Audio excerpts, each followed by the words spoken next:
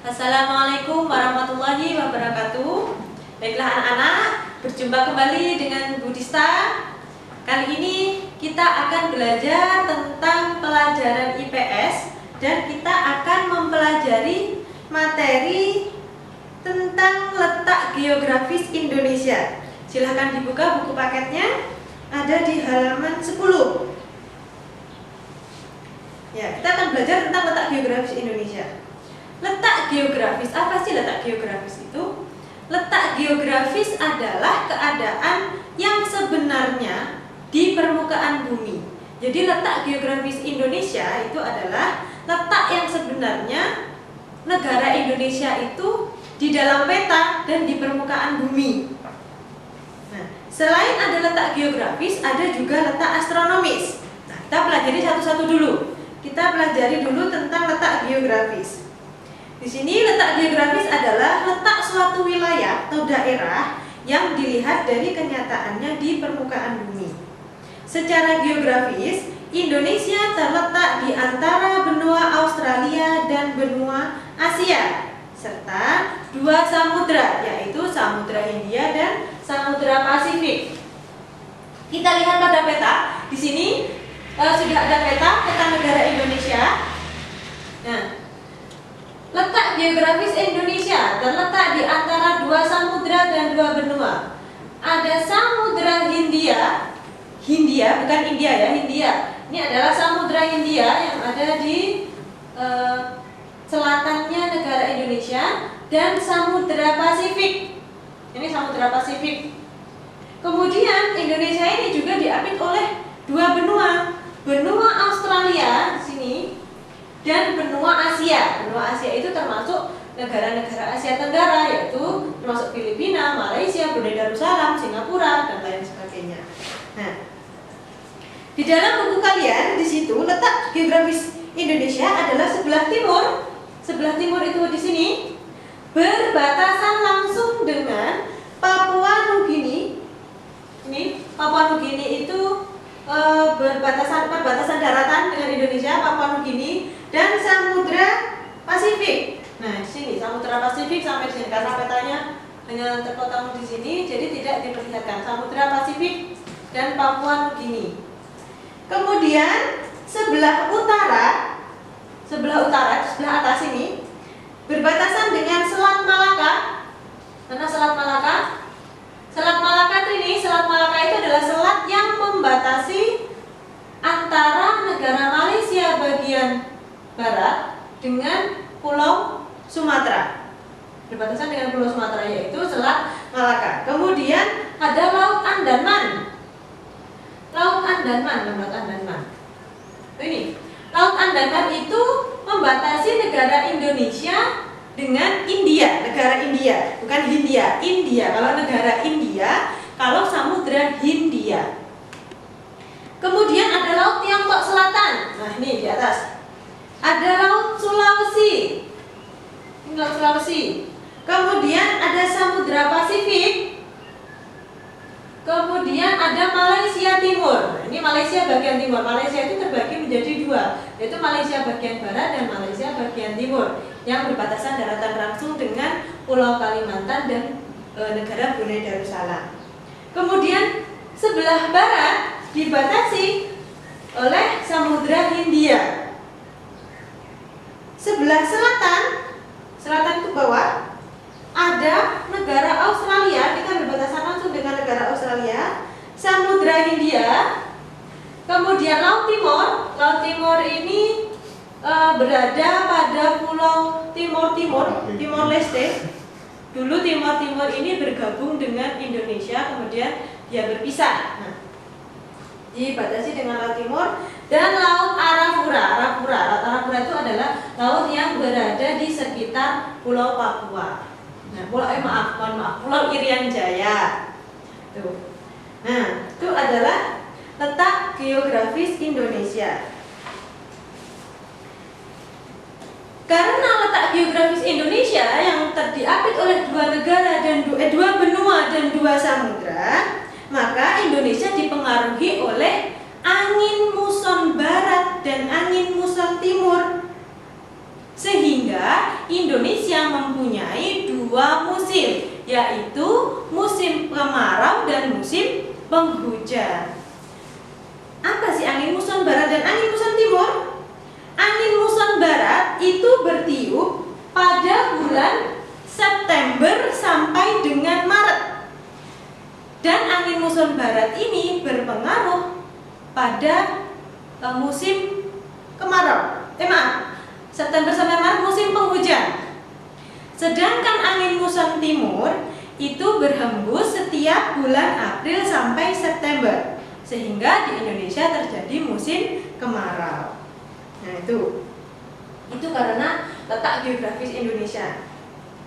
Nah, Indonesia karena letak geografisnya itu terdiri dari lautan dan daratan, banyak daratan dan lautan.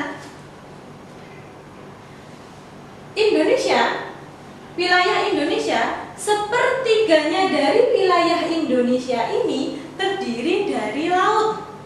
Sisanya terdiri dari pulau-pulau besar, baik pulau besar maupun pulau kecil. Beribu-ribu pulau yang ada di Indonesia, sehingga Indonesia disebut sebagai negara maritim.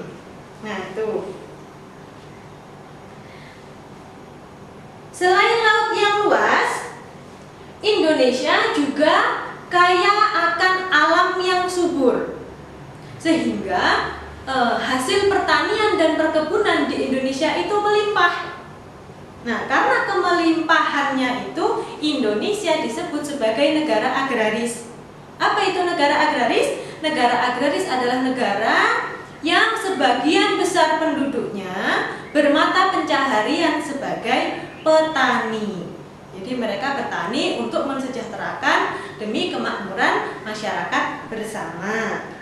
Nah, itu tentang kondisi geografis. Nah, di buku kalian di halaman 11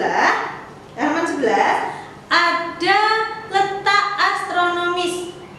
Apa itu letak astronomis? Letak astronomis adalah letak suatu wilayah yang dilihat dari garis lintang dan garis bujurnya. Garis lintang, namanya garis lintang itu adalah garis yang melintang. Garis lintang adalah garis khayal. Khayal itu tidak terlihat oleh mata telanjang, artinya garis yang berada digambarkan pada peta, yang membagi bumi menjadi dua bagian atau dua belahan, yaitu bumi belahan utara dan bumi belahan selatan. Nah, di Indonesia ini termasuk negara istimewa. Karena apa?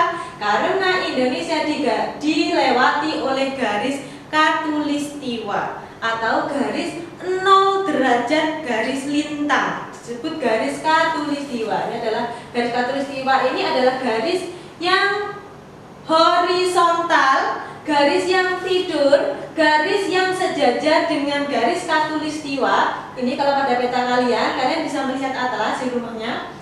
Adalah garis yang membagi bumi menjadi dua bagian, utara dan selatan. Nah, ini karena Indonesia juga dilewati oleh garis khatulistiwa atau garis 0 derajat khatulistiwa, garis lintang, maka Indonesia disebut sebagai negara tropis. Semua negara, apakah hanya Indonesia saja, Bu, yang dilewati oleh garis khatulistiwa? Tidak. Ada beberapa negara yang dilewati garis khatulistiwa. Contohnya ada Nigeria, ada Madagaskar. Nah, ada, kalian nanti cari sendiri di peta, di atlasnya. Setiap negara yang dilewati garis khatulistiwa mempunyai iklim tropis. Iklim tropis ini adalah iklim kering. Nah, itu. Kemudian Indonesia juga dilewati oleh garis bujur. Garis bujur adalah garis yang menghubungkan antara kutub utara dan kutub selatan. Artinya garis bujur itu adalah garis vertikal, garis yang berdiri tegak lurus. Nah, Indonesia letak astronomis Indonesia terletak di antara 6 derajat lintang utara. Di sini 6 derajat lintang utara itu di sini pulau yang paling utara yang berada pada batas paling utara bagian negara perbatasan negara kita itu adalah Pulau Weh. Pulau Weh. Nah, Pulau Weh itu adalah pulau yang paling ujung.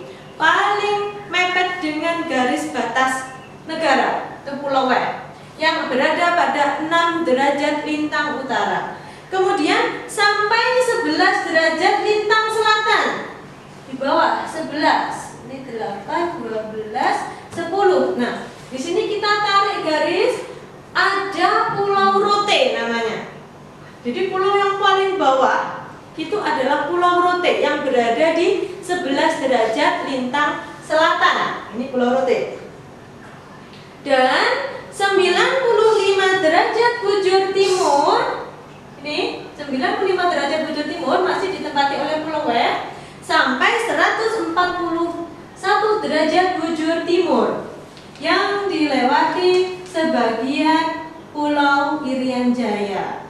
Nah, itu letak astronomis Indonesia. Garis bujur berpengaruh terhadap pembagian waktu yang ada di Indonesia. Nah, itulah sebabnya negara kita mempunyai 3 bagian waktu, yaitu waktu Indonesia bagian barat, waktu Indonesia bagian tengah, dan waktu Indonesia bagian timur. Setiap pembagian waktu, setiap wilayah pembagian waktu itu selisihnya 1 jam. Misalnya di Pulau Jawa dan di Pulau Bali itu sudah berbeda pembagian waktunya. Ketika di Jawa itu pukul 6 pagi, maka di Bali ini sudah pukul 7 karena selisihnya 1 jam.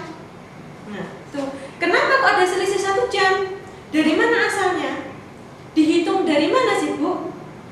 Pembagian waktu itu berdasarkan garis bujur. Tadi Bu Guru sudah jelaskan. Garis bujur 0 derajat itu yang menjadi patokan dari semua atau seluruh waktu yang ada di dunia. Garis bujur 0 derajat itu disebut dengan garis meridian atau biasa kita sebut dengan GMT.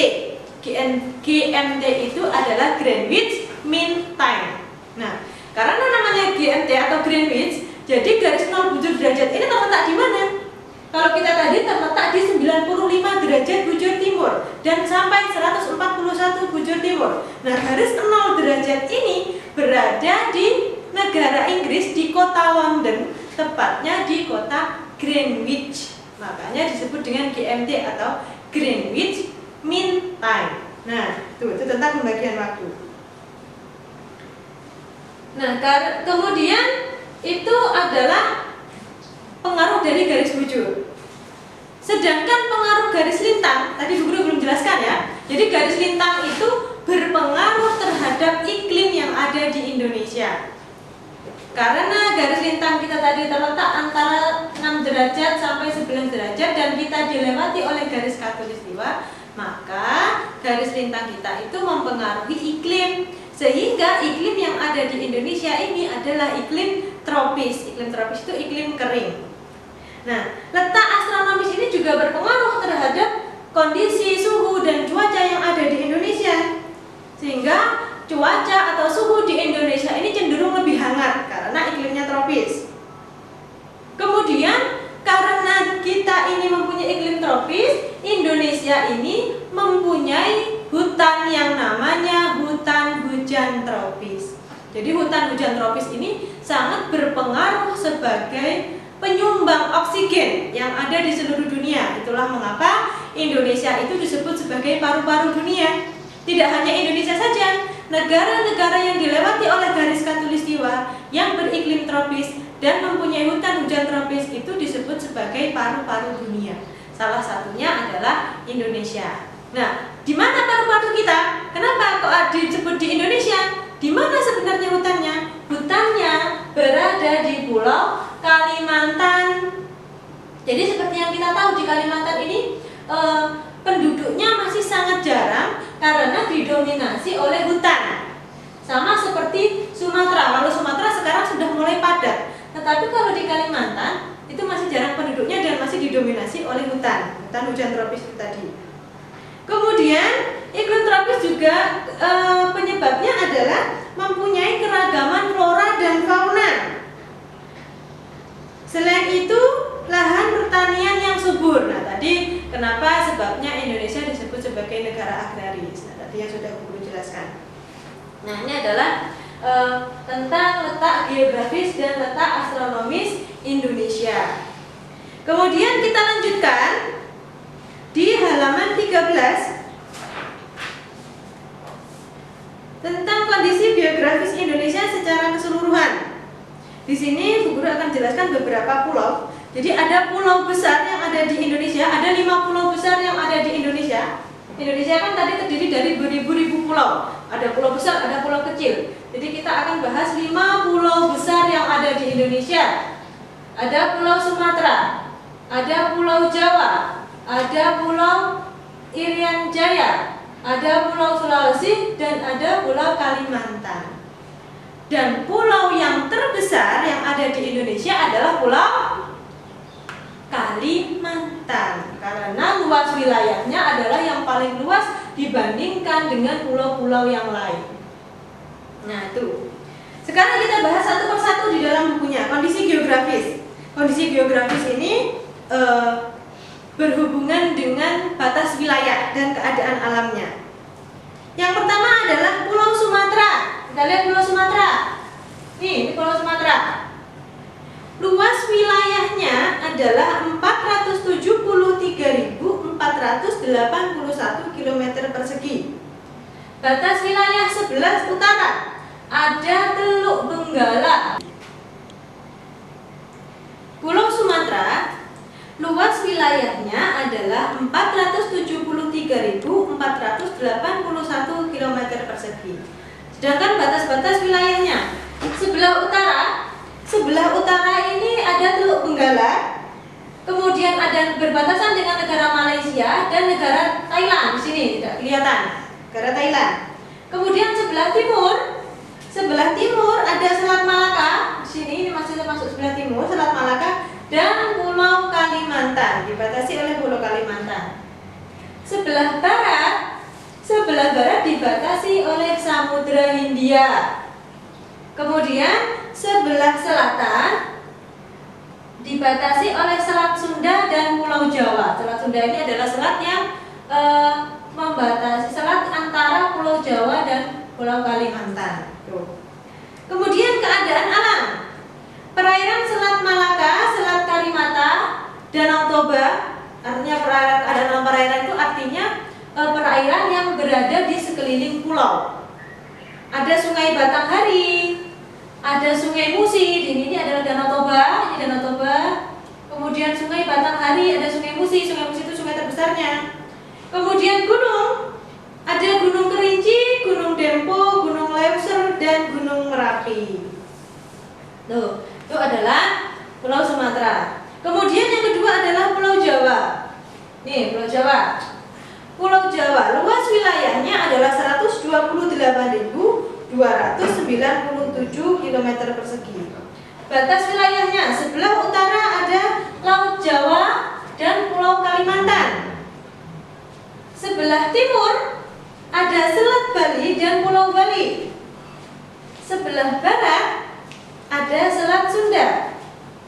Sebelah selatan ada Samudra Hindia. Nah, itu Pulau Jawa. Kemudian perairan adalah perairan yang ada di Pulau Jawa. Ada Sungai Bengawan Solo, ada Sungai Cisadane yang ada di Jawa Barat, ada Waduk Jatiluhur, dan ada Danau Ranu Kumbolo yang ada di Jawa Timur. Tepatnya di Lumajang ya. Ranu Kumbolo itu adalah danau yang ada di lereng Gunung Merapi.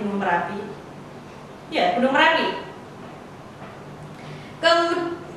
Kemudian gunungnya ada Gunung Salak. Gunung Salak itu ada di Jawa Barat, ada Gunung Merapi di Jawa Tengah, ada Gunung Semeru dan Gunung Slamet. Oh ya, mohon maaf, Ranu Kumbolo itu tadi adalah danau yang berada di lereng Gunung Semeru. Mohon maaf, bukan Gunung Merapi, Gunung Semeru yang ada di wilayah Lumajang. Kemudian ada Gunung Slamet juga. Nah, kemudian ada Pulau Kalimantan. Ini adalah pulau terbesar. Luas wilayahnya adalah 743.330 km persegi. Batas wilayahnya sebelah utara ada negara Malaysia. Kemudian ada juga Brunei Darussalam. Jadi berbatasan daratan. Ini berarti batasnya apa, Bu? Berbatasan batasannya adalah hutan. Kemudian sebelah timur itu ada Selat Makassar yang memisahkan antara Pulau Kalimantan dan Pulau Sulawesi. Ada Selat Makassar dan Pulau Sulawesi. Sebelah barat ada Laut Natuna dan Pulau Sumatera. Nih Laut Natuna dan Pulau Sumatera. Sebelah selatan ada Laut Jawa dan Pulau Jawa. Nah, itu adalah batas wilayah dari Pulau Kalimantan. Sedangkan perairan di Pulau Kalimantan itu adalah Sungai Kapuas.